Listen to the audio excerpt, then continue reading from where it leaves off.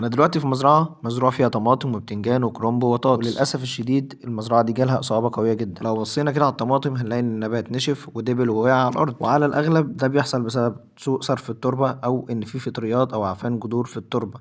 ولكن هنعرف السبب الحقيقي في الآخر لما نشوف باقي المحاصيل. البتنجان هنا واضح إن الورق لونه باهت والنبات نفسه شكله ضعيف، وطبعا الثمار برضو نفس الكلام، لونها باهت وضعيفة وطرية. والمشكلة في النباتات دي إن الإصابة لما بتيجي في نبات واحد وما يتلحقش للأسف المزرعة بالكامل بتتصاب. وهنا ممكن الإصابة تكون بسبب الذباب الأبيض أو العنكبوت الأحمر. تقريبا مفيش ثمرة واحدة في المزرعة بالكامل مش مصابة أو لونها مش بايظ كده. ما شاء الله كان في برضو بصل حوالين المزرعة، كان كله ممتاز ونموه برضو كان ممتاز، لأن البصل بيتحمل شوية مش زي باقي المحاصيل. البصل ده تقريبا النهاردة عمره حوالي من شهرين ونص لثلاث شهور، كان مزروع على يدنا. دلوقتي بقى في القرنبيط، بص بقى القرنبيط باين جدا عليه الإصابة حتى من بعيد أهو، الدودة مبوظة حرفيا الدنيا خالص. ده دليل قوي على إصابة النبتة بالدودة القاردة أو الحشرات القاردة برضه. للأسف ده طبعا بيعمل تشوهات في النبات وما بيصلحش للأكل أصلا. وطبيعي أي نباتات ورقية تاني زي الكرنب مزروعة جنبه لازم تتصاب بنفس الإصابة برضه. هنا الإصابة كانت شديدة جدا حتى في القلب جوه الكرنباية نفسها،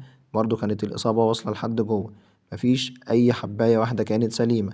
القلب من جوه بايظ حرفيا اهو، حصل له تشوهات شديده جدا. وحتى البطاطس نالها من الحب جانب وبرضه نموها وقف واتثابت لحد ما نشفت زي ما هي بالعرش بتاعها في الارض زي ما احنا شايفين كده. الثمار ضعيفه جدا وصغيره. طبعا غلطه واحده في زياده الميه او نقص الميه ممكن يسبب الكوارث اللي احنا شايفينها دي كلها. وللاسف دي كلها اعراض حصلت بسبب نقص الميه. الميه اتقطعت يومين متتاليين او 3 ايام متتاليه على النبات، حصل له كل المشاكل اللي احنا شايفينها دي. عشان كده بننبه كتير، نقص الميه او زياده الميه حرفيا بيسبب كوارث، خاصة في المزارع اللي بتشتغل بالري بالتنقيط، لأن في الري بالتنقيط احنا يا دوب بندي للنبات على قد ما يحتاج بس. عشان كده أي نقص بيحصل مشكلة وأي زيادة برضه بتحصل مشكلة.